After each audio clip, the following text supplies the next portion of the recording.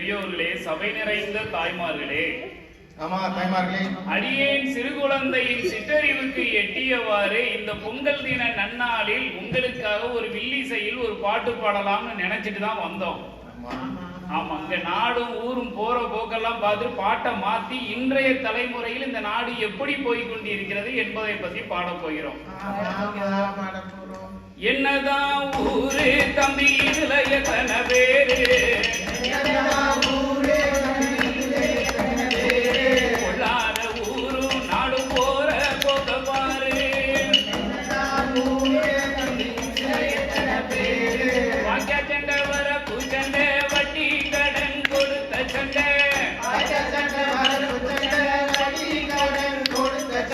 பாவ சண்டை, பைப்பு சண்டை, பங்காளிக சொத்து சண்டை.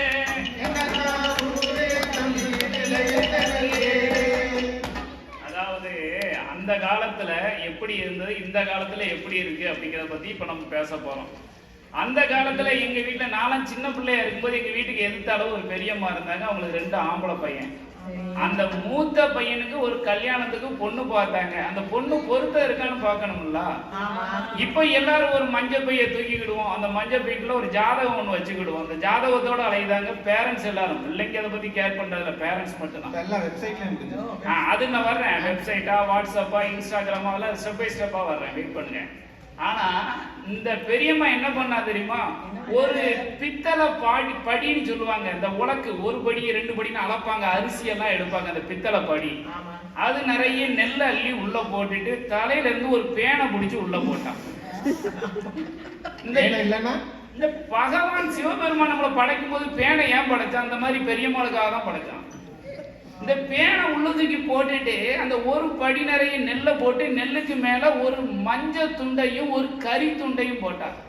இப்ப நம்ம இலங்கை தமிழருக்கு கறி துண்டுனா மரக்கறி கிடையாது. என் ஃப்ரெண்டு ஒரு நாள் கேட்டான், இலங்கையில இருந்து மதுரைக்கு வந்ததான் மரக்கறி வாங்க போனோம்னா, நான் அந்த அயன் பண்ணத ஒரு கறி வச்சிருப்பார்ல, அங்க கூட்டிட்டு போனேன்.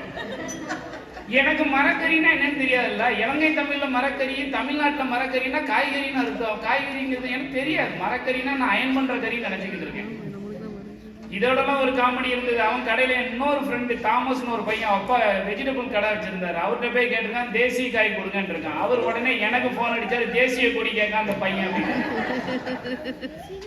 எங்களுக்கு தெரியாதுல்ல, அவங்க மொழி தெரியாது. இப்பதானே பழகிக்கிட்டு வரோம். இப்ப கோயிலுக்கு போனோம் கூட பழகணும். இப்ப டிசிஎஸ் பேசிட்டு பழகுறோம். இப்பதான் சின்ன விஷயம். கறியில வந்து கறி துண்டு, கறி துண்டா,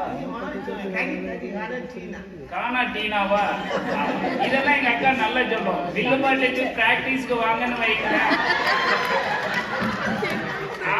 கடையில எந்த கடையில சுடிதார் எடுக்கலாம் ஆண்டவனுக்கே தெரியாது. அழுக்கப்பட்டா தெரியக்கூடாது, அப்படி ஒரு சுடிதாரோட வருவான். இந்த வில்லுப்பாட்டு ஃபங்க்ஷனுக்கு வந்திருக்கா பாருங்க, தலைமுடி காலு கரண்ட காலம் தொடுது. நான் மதுரைக்காரன். மதுரை மல்லிகைப்பூ எங்க விக்கின்னு எனக்கு தெரியாது. அவளுக்கு மல்லிகைப்பூ கிடைச்சிருக்கு இவ்வளவு நீளத்துக்கு. இப்ப ஒரு 10 பேர் நின்னு பாடுனாங்களா, எந்த பொம்பளையாலும் முடிய முன்னாடி போடல, இவன் போட்டு போட்டதால இவ்வளவு பெரிய மல்லிகைப்பூ. நான் என்ன பண்ணேன், ஒரு போட்டோ எடுத்து எங்க கூட கொடை அடிக்கிறது ஜே தோசைக்காரு, அவளுக்கு இந்த அக்காவை மார்க் பண்ணி அனுப்பிவிட்டா முடிய பாருங்க அக்காளுக்கு. ஆமா, இப்ப அந்த பெரியம்மா மஞ்சள் துண்டையும் கறி துண்டையும் வச்சாங்களா. அப்ப நான் கேட்டேன், பெரியம்மா இது எதுக்கு அப்படின்னு. உனக்கு விவரம் தெரியாது, அமைதியா உட்காருண்டா. அவ அந்த காலத்துல சொன்னா, இப்ப நம்ம வீட்டுல சொல்லுவாங்க, அது ஒரு பக்கம் இருக்கட்டும். இப்ப அந்த பேணி ஏறி வந்து அந்த கறி துண்டுல உட்கார்ந்துன்னா பொருத்தம் இல்லையா, மஞ்சள் துண்டுல உட்கார்ந்தா பொருத்தம் இருந்துதான். அது மஞ்சள்ல உட்கார்ந்துட்டு பொண்ணு கட்டி வச்சுட்டா பொருத்தம் இருந்தது. மாமியார் தெருவுல இருக்கா? எந்த மருமகன் அன்னைக்கு மாமியார பாக்குறா? இப்ப அது ஒரு காலம், அது ஒரு காலம். இப்ப முதல்ல என்ன பண்ணுவான், இவன் பொண்ணை பாத்துருவான். இவன் இன்ஸ்டாகிராம், வாட்ஸ்அப்னு ஒரு 6-7 வருஷம் சுத்துவாங்க. ஆமா, இவங்க குழந்தையெல்லாம் பெற்று நம்ம கிட்ட வருவாங்க. I was planning little bit late but it's okay dad.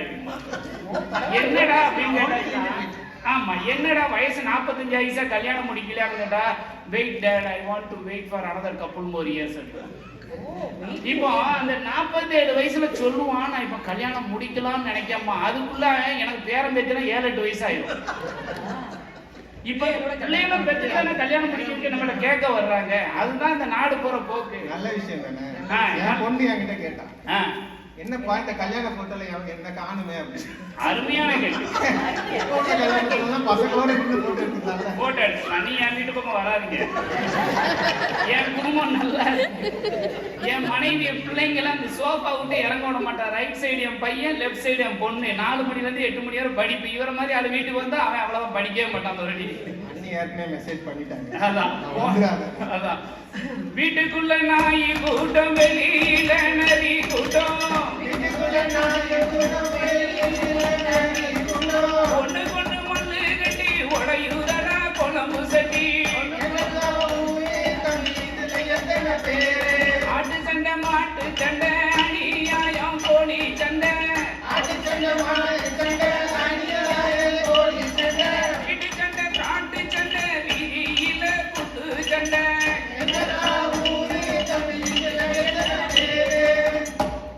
அந்த காலத்துல எங்க அண்ணா வந்து இந்த பிளட் டொனேஷன் கேம்ப்லாம் இப்போம்லாம் நமக்கு எங்கனாலும் ஒரு கார்டு கொடுத்துருக்காங்க. ஏடிஎம் கார்டை விட பார்க்கறதுக்கு ரொம்ப பியூட்டிஃபுல்லா இருக்கும் அந்த கார்டு. அந்த பிளட் டொனேஷன் கொடுக்க போனீங்கன்னா உங்களை மெம்பர்ஷிப் ஆக்கி விட்டுருவாங்க. எதுக்கு? நம்ம பிளட்டை உரியறதுக்கு நமக்கு மெம்பர்ஷிப். நீங்க கிரெடிட் கார்டை வாங்க போனீங்கன்னா உங்களுக்கு 1 லட்சம் டாக்குமெண்ட் கேட்பான். அந்த பிளட் டொனேஷன் படி எந்த டாக்குமெண்ட் கிடையாதுன்னு அவனே செக் பண்ணிடுவாங்க பிளட்டை. அந்த காலத்துல எங்க அண்ணன் பிளட் டொனேஷன் கொடுத்துட்டு வந்தாரு. வரும்போது ஒரு கையில ஆப்பிள், இன்னொரு கையில டென்னிஸ் பால். ஏன்னா அந்த பிளட் ஊறணுமா, அதை அமுக்கிட்டே வருவார். இந்த நாரதரை பிடிச்சி அமுக்கிட்டே அந்த மாதிரி வரும். இப்ப இவர் வீட்டுக்குள்ள வரும்போது எனக்கு என்னன்னா, எனக்கு அந்த டென்னிஸ் பாலும் வேணும், அந்த ஆப்பிளும் வேணும். இவர் வீட்டுக்குள்ள வந்தோடனே எங்க அம்மா குய்யோ முயோன்னு ராமான்னு அழுவா. ஏன்னா ரத்தத்தை கொடுத்துட்டானே, நான் எப்படி வளர்த்தா ரத்தத்தை கொடுத்துட்டானே, ஐயா நீ உட்காருப்பா, பெட்ஷீட்டை போடுவா, அவனை உட்காரப்பா. இப்ப என்னன்னா ஆட்டுக்கறி கோழிக்கறி 8 நாளைக்கு அவனுக்கு மட்டும்தான், எனக்கு ரசம் சாம்பார் புளிக்குழம்பு. நம்ம நல்ல வேலை காட்டுல இருக்க சிங்கம் கிடைக்கல அவளுக்கு, அதனால புளிக்குழம்பு வச்சா. அதுவே அதிகம். இந்த மாதிரி பேசுறாளுக்கு தான் அதுவே அதிகம். இப்போ நம்ம இந்த கோயிலுக்குலாம் போனோம், நீங்க இந்த அக்காவோட வேலை தான். அந்த அக்கா என்ன பண்ணணும், அந்த கோயில் அந்த டோர் பக்கத்திலேயே நட்டமாவே நிற்கும். இந்த கோயிலுக்கு வந்து எல்லாருக்குமே தெரிஞ்சிருக்கும், அங்க செக்யூரிட்டிக்கு வேலை கிடையாது. செக்யூரிட்டி தேவையில்லை, அக்கா தானே. இவன் என்ன பண்ணுவானே, இவனோட வேலை அன்னைக்கு உங்களை வச்சுதான் ஃபுல்லா.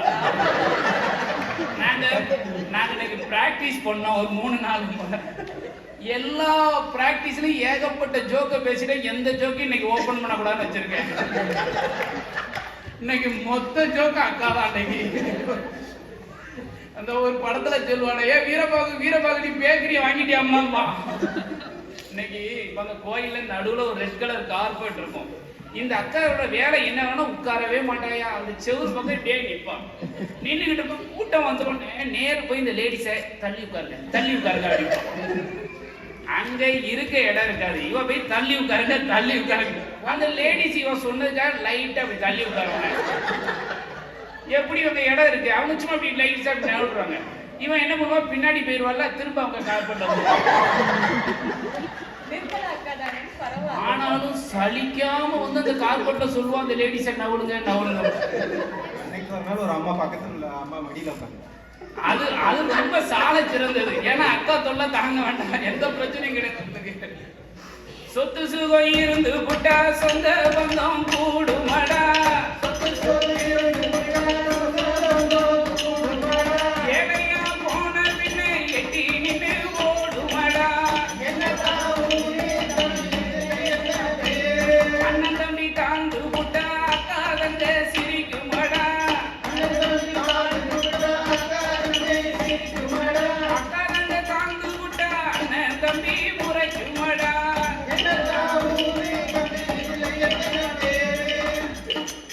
அக்கா தங்கச்சினோடனே ஒரு விஷயம் ஞாபகம் வந்துடும். இப்ப என்னன்னா, நம்ம அக்கா தங்கச்சி எல்லாம் கஷ்டப்படுதுன்னு வச்சுக்கோங்க, நம்ம மனசு கேட்காதுல்ல. டக்குன்னு நம்ம அக்கா தங்கச்சி கஷ்டப்படுதாலே இவளை எப்படியாவது முன்னேற்றணும்னு நினைப்போம். ஆனா நம்ம வீட்டுல ஒரு கஷ்டம்னா நம்ம அக்கா சொல்லுவா, இவனையும் இவன் பொண்டாட்டி ஆடுன ஆட்டத்துக்கு இவனுக்கு தேவை அப்படின்னு. உண்மைதானே? இப்ப நிர்மலாக்கவே நம்மகிட்ட சொல்லும்ல, இன்னைக்கு மொத்தம் நீங்க தான் முடியும். இன்னைக்கு காலத்துல முடிவு பண்ணிதான் இறங்கி இருக்கு. நிர்மலா பிரதர் உங்களுக்கு ஒண்ணு தெரியுமா அப்படிங்க, அப்பவுமே நம்ம புரிஞ்சுக்கிட்டு அங்க ஏதோ நடந்திருக்கு அப்படின்னு. கோவிலுக்கு போனமான கூட்டமான அரசியலே, கோவிலுக்கு போனமான கூட்டமான அரசியலே, குத்து விளக்க தேய்க்கணும்னா குதித்து ஓடும் அரசியலே, சாமி பார்க்க போனோம்னா சண்டை போடும் நெரிசல் கூட்டம்,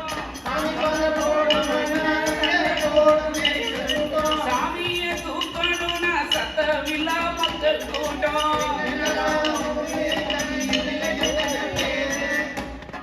இந்த சாமியை தூக்கணும்னு எனக்கு ஒரு விஷயம் ஞாபகத்துக்கு வந்துட்டேன்.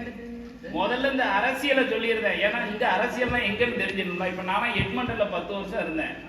அங்க கோயில்ல போய் ஒரு தீவாரண தட்டை தொடணும் அப்படின்னாலே நான் 10-15 வருஷத்துக்கு எக்ஸ்பீரியன்ஸ் ஆயிருந்தேன். உள்ளோட மாட்டாரு. சாமியை தூக்கணும்னா அதுக்கு 10 ஜிம்பாடி இருப்பாரு. அந்த ஜிம்பாடி அந்த கோயில் திருவிழா அன்னைக்கு மட்டும்தான் வருவார். பாடி பில்டர் ஃபுல்லா. மீதி எந்த நாளும் கோயிலுக்கு வர மாட்டார். ஆனா நான் வந்து வெள்ளி செவ்வாய் தவறாம போயிடுவேன். ஐயருக்கு முன்னாடி நான் போய் நிற்பேன்.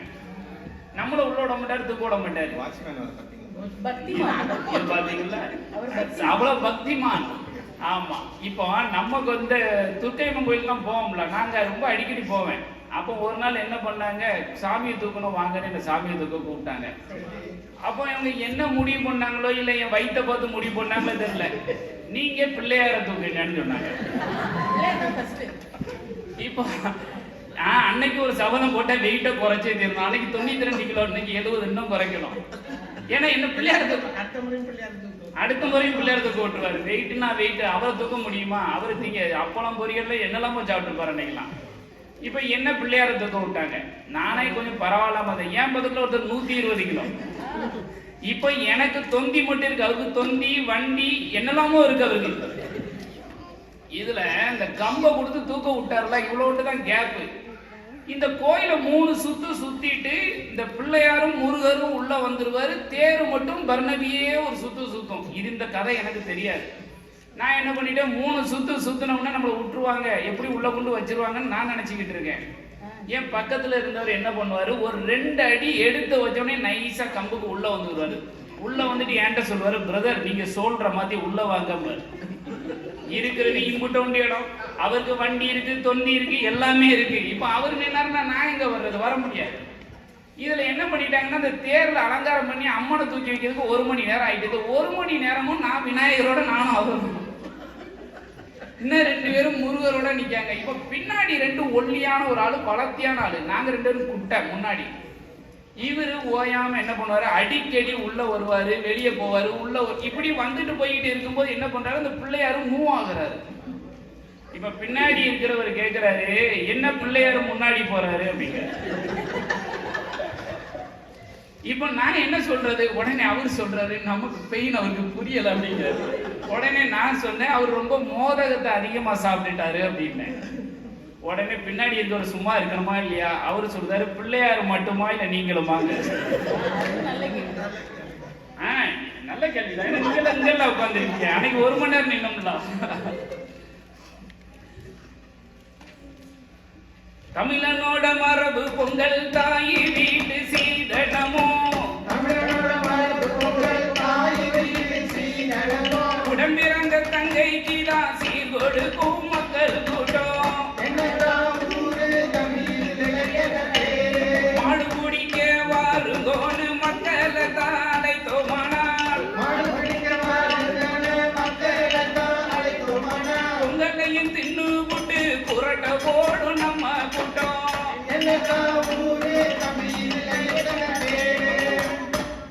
அப்பல நம்ம அக்கா ஒருத்தங்க பேசினாங்க, அவங்க நல்லா அழகா பேசினாங்க. அவங்க பேர் மறந்துட்டேன், வள்ளிமை.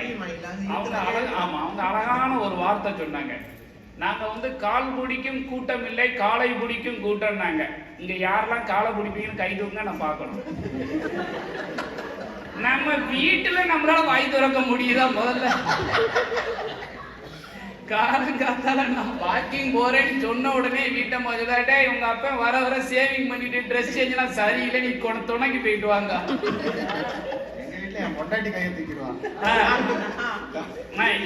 இதுல நம்ம காலை வேற பிடிக்கணுமா? ஏன் அதெல்லாம் முடியாது, வீட்லயே அடக்க முடியல, அதை வேற அடக்கணுமா நமக்கு? நமக்கு எதுக்கு அவ்வளவு பெரிய டஃப்பான ஜாப்லாம்?